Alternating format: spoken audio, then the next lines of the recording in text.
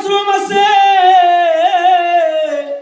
নজর করে তাকায় দেখেন বেশিরভাগ বাবা মা বৃদ্ধাশ্রমে ওই সব সন্তান কুলাঙ্গার সন্তানদের বাবা মা আছে, যে সন্তানগুলোকে নিজের কষ্টার্জিত সম্পদ থেকে ভালোবাসা, স্নেহ, মায়া, মমতা দিয়ে তাদেরকে একাডেমিক ব্যাকগ্রাউন্ড থেকে জাগতিক বিদ্যান বানিয়েছে, কিন্তু এই ছেলেটা তার নিজের সাফল্যের সিঁড়িতে দাঁড় হইয়া এবার সে বাবা মার মূল্যায়ন সে ভুলে গেছে। এবার কি করে বিবির সাথে পুরা বাবা মা এটা মানায় না তো, এবার বাবা মাকে বৃদ্ধাশ্রমে রেখে দেয়, ঠিক না ঠিক? তো আপনি সন্তানকে আল্লাহ চিনাবেন না, সন্তান আপনাকে চিনবে না, এটাই স্বাভাবিক। আপনি বুকে হাত দিয়া বলেন, আপনার এই হালুয়াঘাটের এই এলাকার মধ্যে একটা হাফেজ সাহেব একটা দাওরা হাদিস পর্যন্ত করেছে, একটা আলেম বের করেন না যে আলেম তার পিতা মাতার গায়ে হাত তুলছে, একটা বের করে পারবেন না তো। রাস্তাঘাটে ঝগড়া বিবাদ করে মারামারি করে খুন দর্শন করেছে, একটা পাবেন? পাবেন? আপনি পাবেন?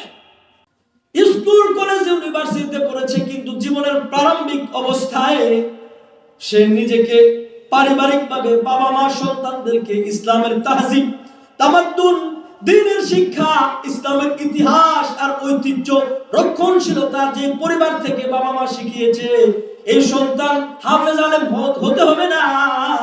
এই সন্তান যদি স্কুলের মাস্টার হয়, প্রকৌশলী হয়, এমপি মন্ত্রী হয়, কিংবা ডক্টর হয়, ইঞ্জিনিয়ার হয়, ওই সন্তানের দ্বারা মানুষ মজলুম হবে না। কেন? কারণ জীবনের প্রারম্ভিক অবস্থায়, জীবনের প্রথম অবস্থায় সে আল্লাহর কোরআন শিখতে পেরেছে।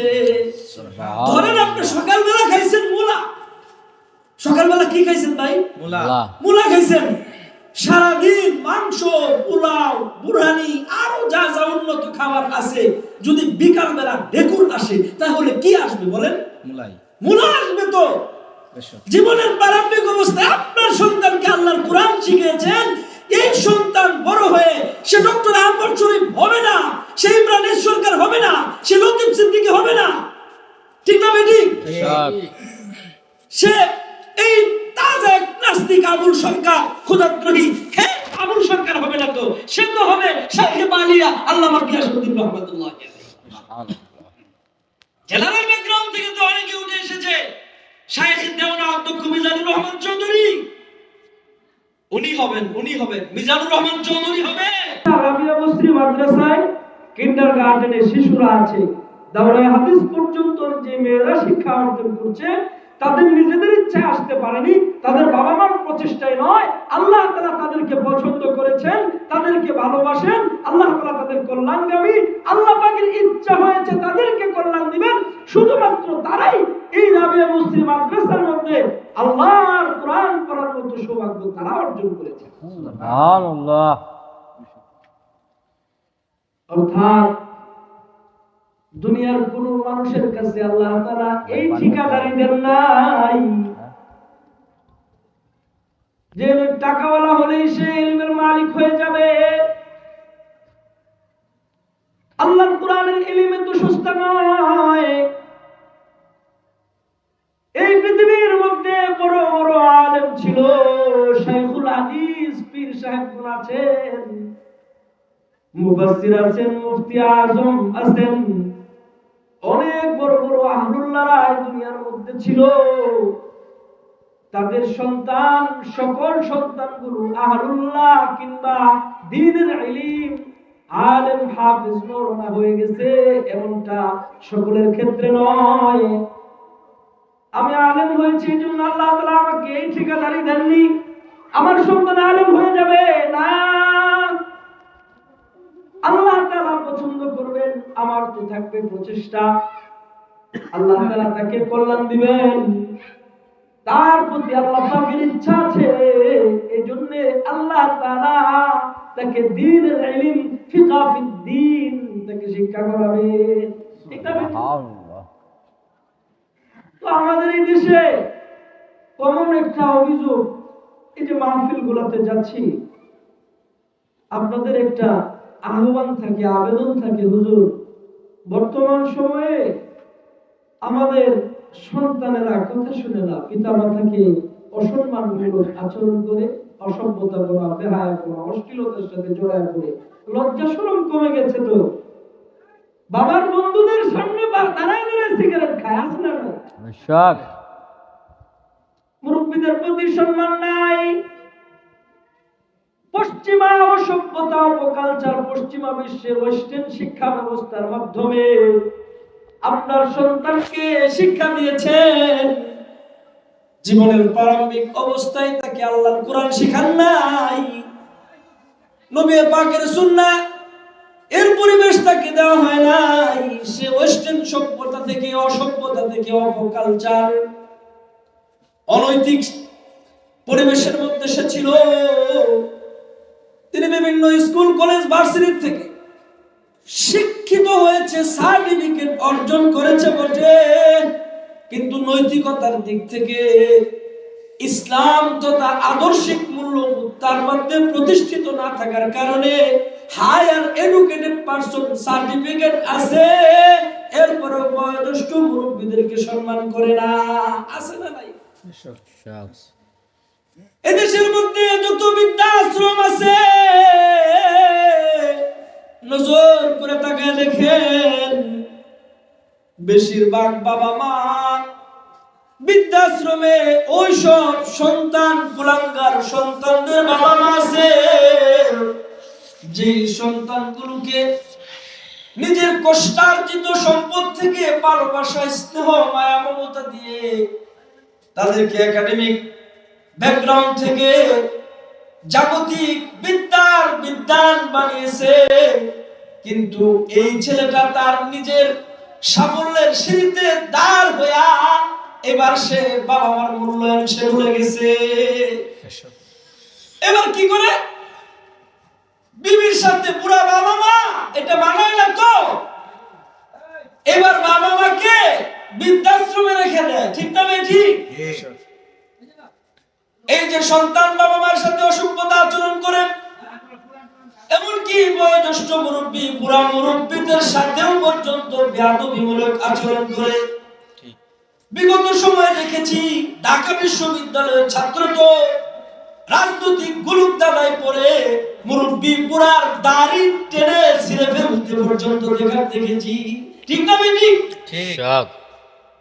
বড় বড় বিশ্ববিদ্যালয়ে পড়াশোনা অর্জন করেছে, কিন্তু নৈতিক শিক্ষা না থাকার কারণে বাবা মা এক আজিমুস শান, এক মহান দৌলত, যদি নেক নজরে কোন সন্তান তার বাবা মার দিকে তাকায় থাকে, নবী পাক বলেন সে যেন কবুল হজ করে ফেলেছে। সুবহানাল্লাহ। সাহাবায়ে কেরাম বলেন আমি যদি দুইবার তাকাই তাহলে দুইবার, যদি আমি দিনে 100 বার তাকাই, নবী পাক বলেন তাহলে 100টা কবুল হয়। আল্লাহু আকবার, আল্লাহু আকবার। আকবারুল কাবাইরি উকুকুল ওয়ালিদাইন। আল্লাহ তাআলার রুবুবিয়তের পরে, আল্লাহর সম্মান, মানসা, হকের পরে আল্লাহ তাআলা বাবা মার হক রেখেছেন। ইবাদত আল্লাহর করবে আমরণ, ওয়াবুদু রাব্বাকা হাত্তা ইয়াতিয়াকাল ইয়াকিন। আমরণ মৃত্যু পর্যন্ত বান্দা আল্লাহর ইবাদত করবে, নাফরমানি নয়, অবাধ্যতা নয়। আল্লাহর বদ্ধগত বান্দা আল্লাহ পাকের ইবাদত করবে, ঠিক না বেশি? আল্লাহ তাআলা এমন কিছু বিধান দিয়েছেন আমাদেরকে, যে বিধানগুলো যুগল করে সৃষ্টি করেছেন। যেমন কোরআনুল কারীমের মধ্যে 30 জায়গারও বেশি আয়াতের মধ্যে আল্লাহ তাআলা বলেন আকিমুস সালাতা ওয়া আতুজ যাকাত। আছে না নাই? আছে। যেখানে নামাজের কথা এনেছেন সেখানে যাকাতের কথা এনেছেন, ঠিক তেমন আল্লাহ তাআলা বলেন ওয়া ক্বাদা রাব্বুকা আল্লা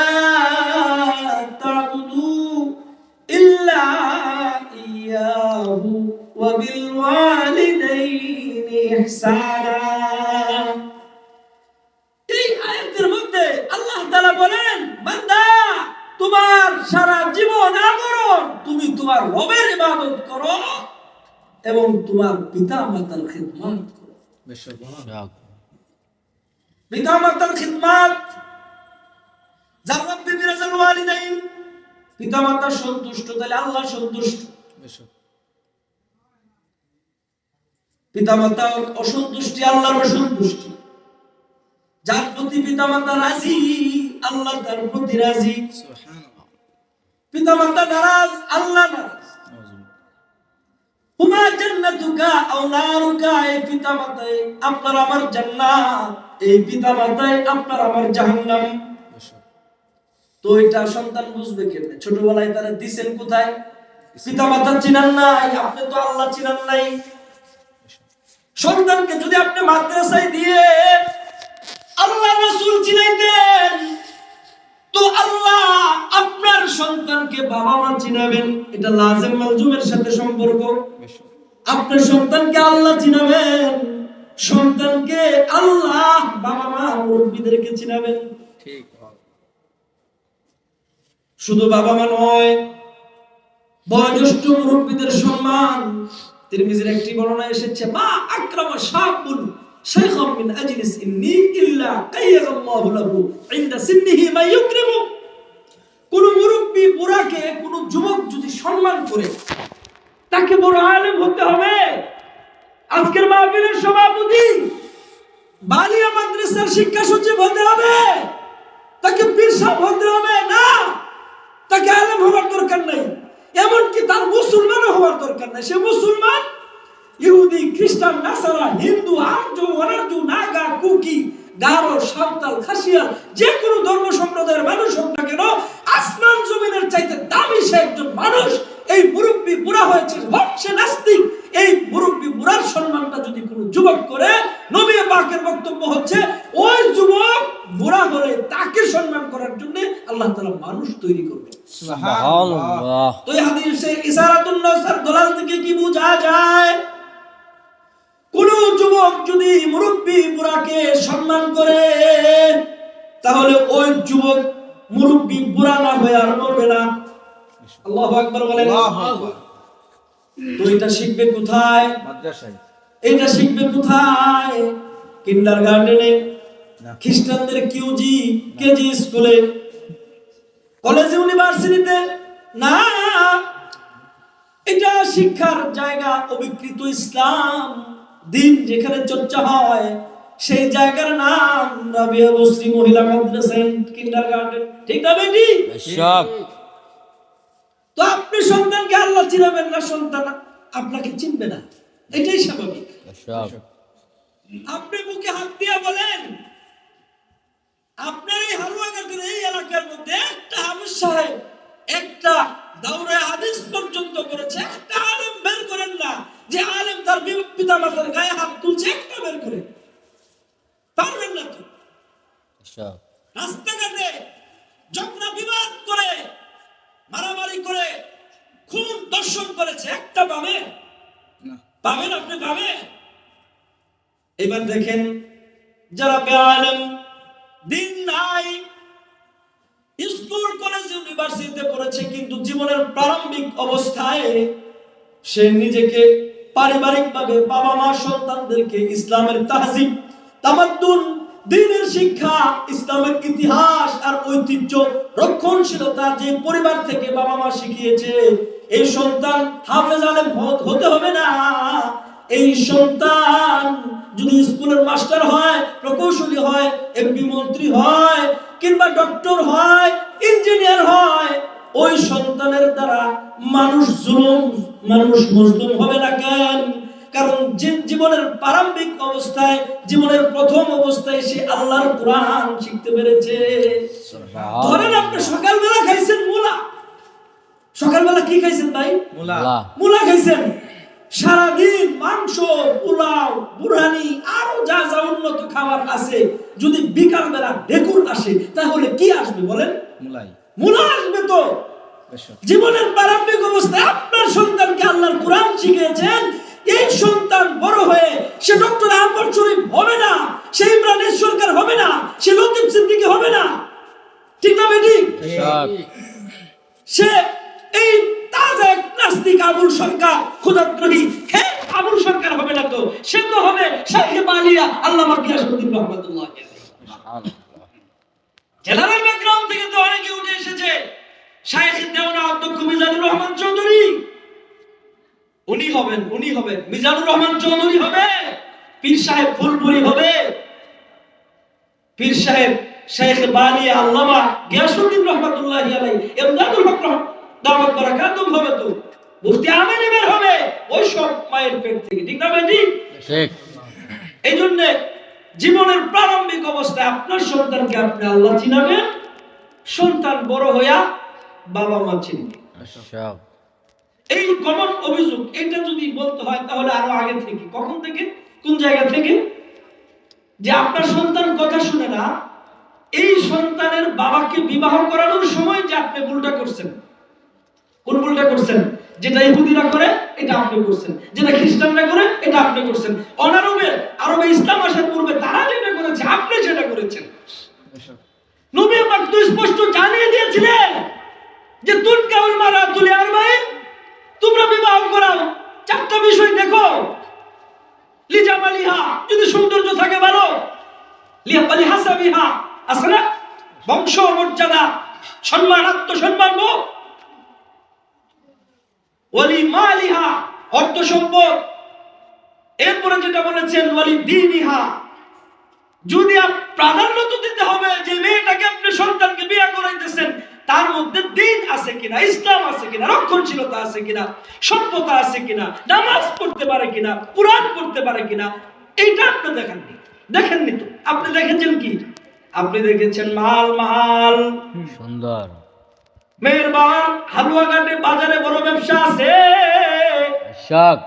মেয়ে সুন্দরী আছে, খ্রিস্টানরা বিবাহ করায় মেয়েদের সৌন্দর্য দেখে, ইহুদিরা বিবাহ করায় মাল দেখে, মাল সম্পদ দেখে। যখন আরবে ইসলাম ছিল না তখন আরবের মানুষগুলো বংশ মর্যাদা দেখে বিবাহ করাতো। যখন ইসলাম চলে এসেছে তখন ওয়ালি দীনিহা, দিন দেখো, ইসলাম দেখো, রক্ষণশীলতা দেখো, সৌন্দর্য নয়, মাল নয়, বংশমর্যাদা নয়, দিন দেখো। এবার যদি মাল থাকে তাহলে ভালো, যদি সৌন্দর্য থাকে আরো ভালো, বংশমর্যাদা যদি থাকে তাহলে তো একবারে সোনায় সুহাগা আরো ভালো হয়ে যায়। কিন্তু আমার দেখতে হবে দিন, ঠিক না বেঠিক? যদি দিনদারিতা থাকে, যদি সৌন্দর্য নাও থাকে, মাল যদি না থাকে, বংশমর্যাদা যদি পিতৃ পরিচয়হীন অবৈধ সন্তান যদি না হয়, সে যদি গরিব মানুষ দিন মজুরের মেয়েও থাকে, সে যদি কুলি মজদুরের মেয়েও থাকে, সে যদি আরো নিচের কাজ করেন না মেথরের মেয়েও যদি হয়, আল্লাহর কসম নবী পাকের বক্তব্য হচ্ছে ফাজফার বিজাতিদ দ্বীন তারিবাত ইয়াদাক, ওই মেথরের মেয়েটা আপনার ঘরের মধ্যে আনার পরে আপনার সংসারের মধ্যে ইসলামের নূর জ্বলতে থাকবে, কপাল খুলে যাবে, তো কপাল খুলে যাবে। কিন্তু আমরা কি দিনদারিতা দেখি না, আমরা কি দেখি? সৌন্দর্য দেখি, মান বংশমর্যাদা দেখি। আমার ছেলে বিয়ে এখানে করাইলে সে ভবিষ্যতে কি পাবে ওইটাও দেখি, ঠিক না বেটি? আল্লামা শেখ সাদি বলেন সূরা তাজদীদ তাজমানা গাফিলি as-sadaf durra গুজিগার আকেলি, এগুলা হচ্ছে বেয়াকুব। কেউটা সাপ, পালক সাপ, বিষধর যত সাপ আছে শরীরের মধ্যে ডুরা কাটা নকশি কাটার ডিজাইন আছে না নাই? মাথার মধ্যে ফুল আছে, সুন্দর ফুলের আকৃতি আছে, দেখতে অনেক সুন্দর, কিন্তু সাপের ভিতরে ভাই কি আছে? কি বিষ। সৌন্দর্য দেখেছেন, মাল দেখেছেন, দিন দেখেন নাই, ইসলাম দেখেন নাই, বাহ্যিক রূপ লাবণ্য সৌন্দর্য দেখে ছেলেটাকে বিবাহ করাইছেন, দিন না থাকার কারণে এই মেয়েটাই পুরা বাড়ির জন্য অশান্তি হয়ে যায়। ওই মেয়ের কারণে সন্তান বাবা মার গায়ে হাত পর্যন্ত তুলে, হ্যাঁ তুলে, কারণ আপনি তো মাটাই দিচ্ছেন 2 নাম্বার, সে পরিবেশটা পাইবে কই থেকে?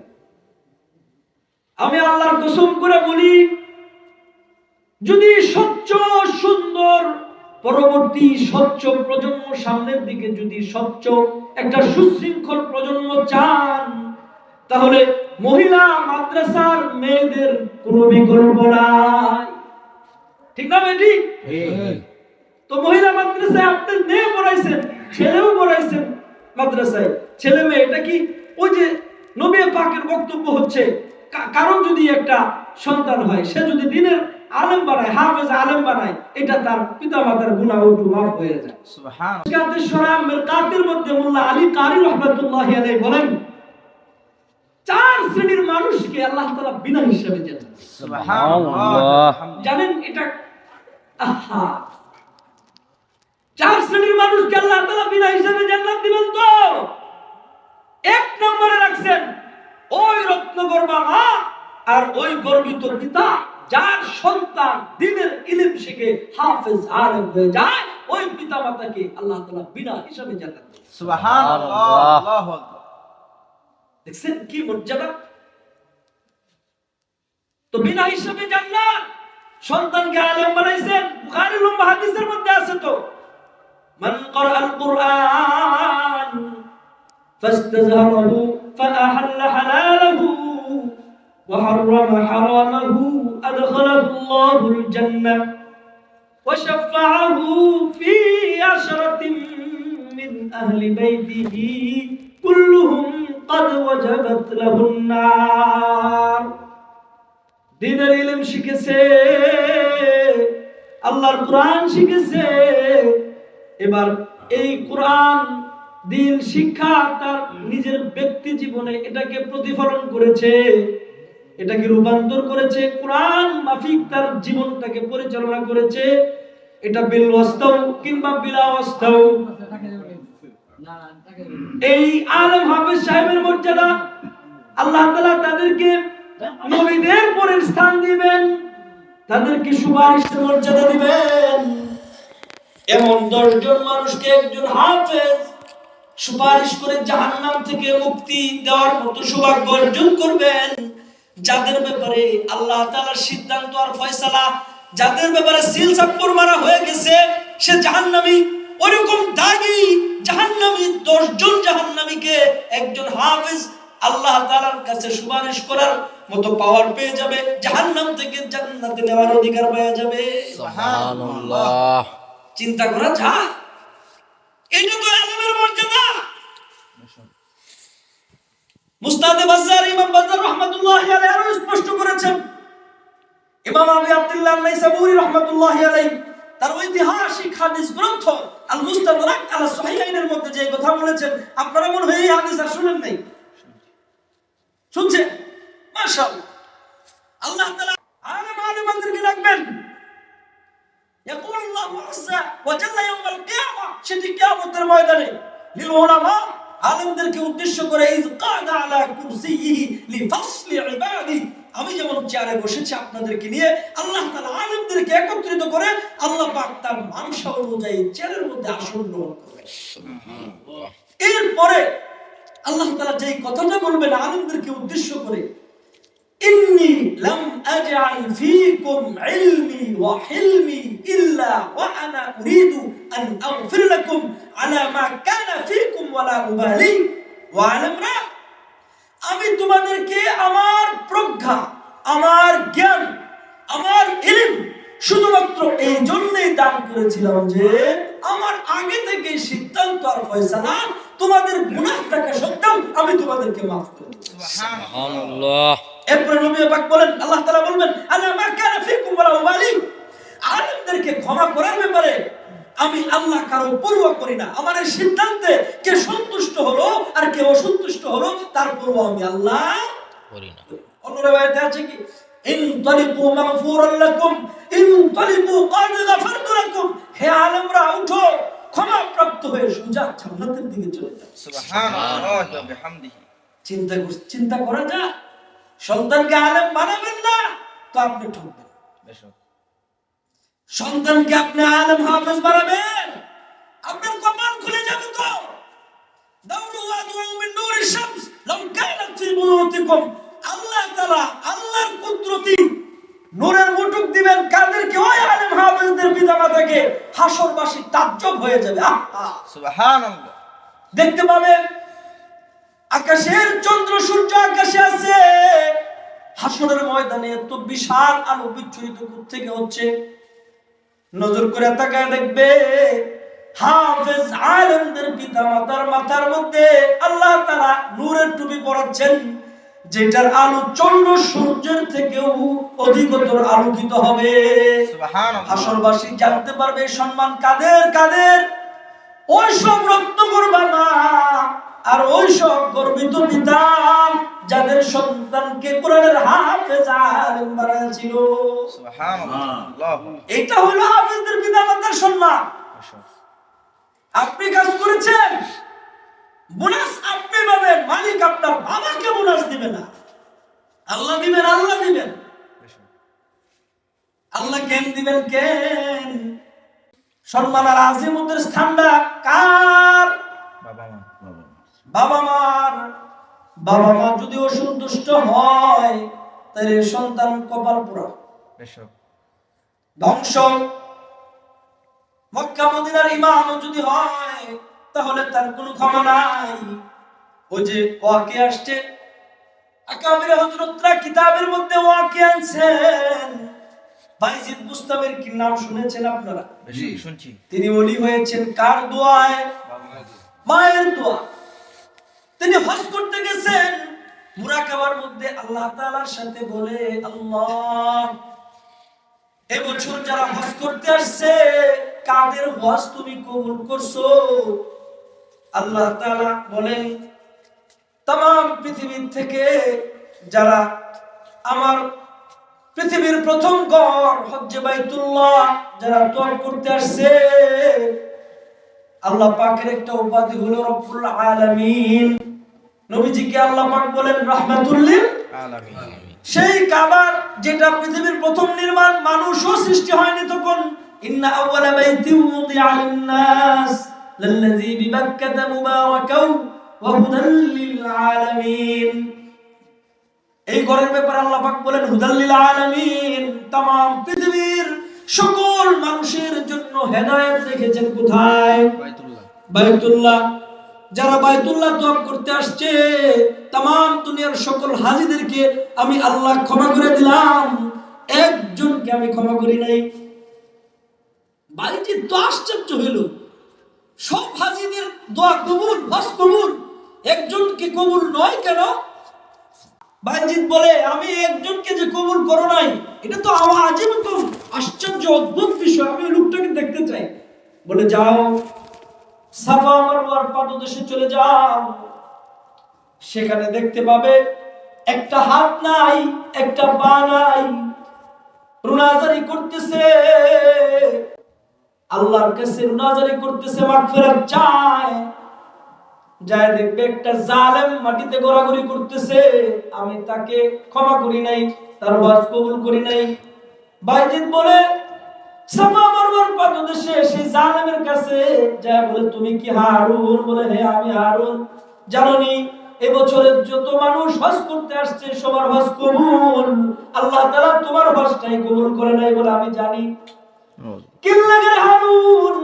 পৃথিবীর শ্রেষ্ঠ জালেমের খাতায় তোমার নাম, সকল হাজীদেরকে আল্লাহ তাআলা ক্ষমা করেছেন, তোমার হজকে আল্লাহ তাআলা কবুল করেন নাই, ক্ষমা করেন নাই। কি এমন অপরাধ তুমি করেছো? হারুন বলে আমি পৃথিবীর শ্রেষ্ঠ দ্বিতীয় অপরাধটা করে ফেলেছি, আকবারুল কাবাইরি উকুকুল ওয়ালিদাইন। তিনি বলে আমি রাগের গুসার বশবর্তী হয়ে আমি আমার মাকে হাতের দ্বারা থাপ্পড় মারছিলাম। নাউজুবিল্লাহ পড়ে। নাউজুবিল্লাহি মিন যালিক। মা যখন আমার সাথে তর্কে জড়িয়ে পড়ে, পায়ের দ্বারা মাকে লাথি মারছিলাম। নাউযুবিল্লাহ। যখন আমি বুঝতে পারছি পৃথিবীর শ্রেষ্ঠ জালেমের খাতায় আমার নাম, আমি তো আমার জান্নাতকে হারাম বানিয়ে ফেলেছি। মায়ের খেদমত করলে জান্নাত, মাকে হাতের দ্বারা থাপ্পড় মারছিলাম, মাকে পায়ের দ্বারা লাথি মারছিলাম। যখন বুঝতে পারছি অনুশোচনাগ্রস্ত হয়েছি, পৃথিবীর শ্রেষ্ঠ জালেমের খাতায় আমার নাম,